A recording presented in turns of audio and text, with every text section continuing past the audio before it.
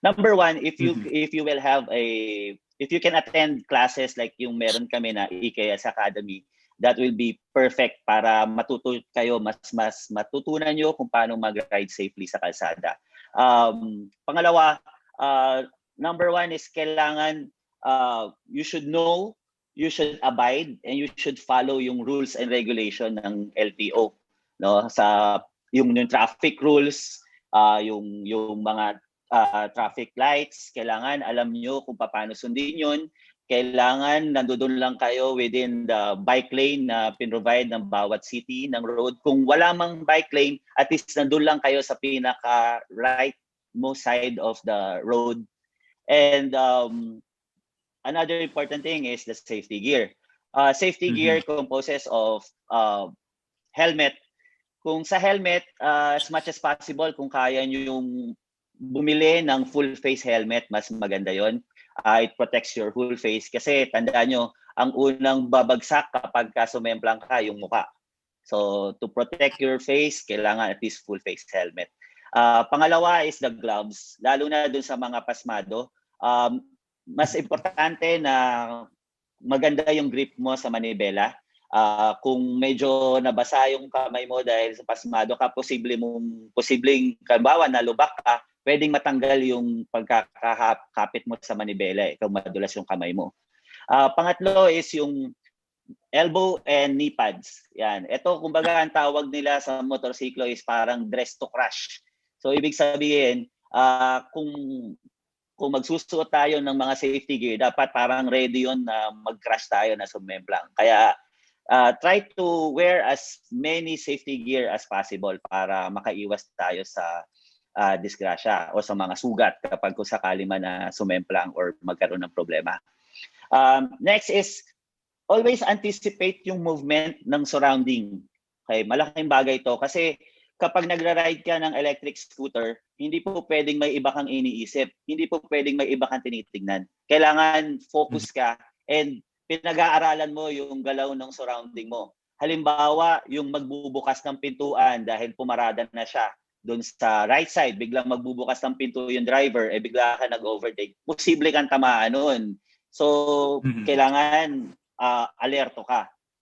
Pangalawa is yung mga aso. Alam mo, simple yung aso, pero kapag yan nagulat dahil dinaanan mo, posible kang habulin yan at posible kang makagat.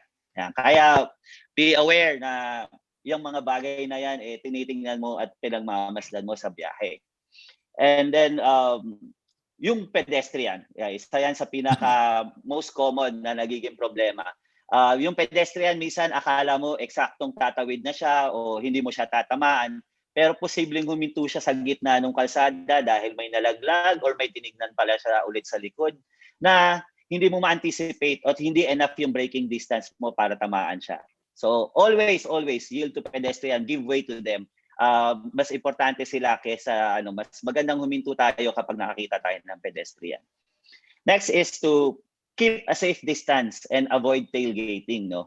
Yan, yung braking distance natin pag ride tayo ng electric scooter, dapat kabisado natin kung gaano kalayo yung braking distance. Kasi at least matatansya natin kung hanggang saan yung ihinto ng electric scooter. So it depends on the speed of your electric scooter. Pero importante na kabisado mo kung hanggang saan kahihinto ng electric scooter.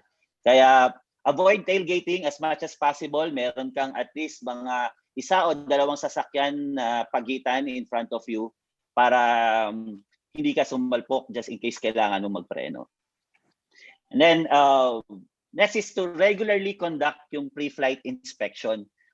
Yung pre-flight inspection katulad din naman sa ibang sasakyan like kotse and motorsiklo.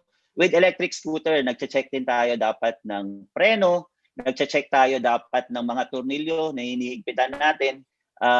And overall, pati yung tire pressure ng electric scooter, dapat chine-check yan regularly. Kung kaya nyong gawin before kayo umalis ng bahay, mas maganda. Iba yung handa tayo at sigurado tayong roadworthy yung scooter natin kapag binyahe natin. And then, yung scooter, as much as possible, pinapacheck din yan or yung tawag din namin katulad sa mga sasakyan, which is PMS. Every 4 months, pinapacheck din yan dun sa dealer para na-check din lahat, lalo na kung naidaan mo sa basang kalsada, baka may naipon ng tubig doon sa loob ng deck.